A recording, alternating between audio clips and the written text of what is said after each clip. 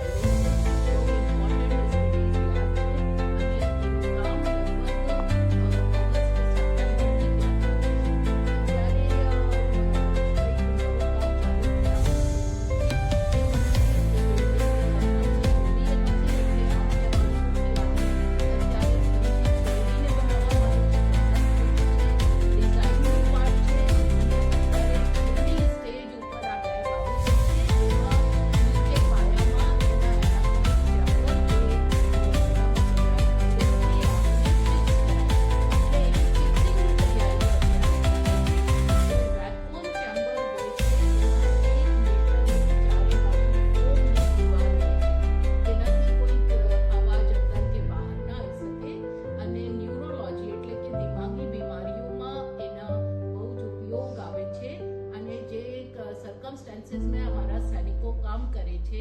એમાં કેવી જાતના પ્રેશર્સ હોય છે, એ પ્રેશર્સને આપણી શરીરની કઈ મુદ્રા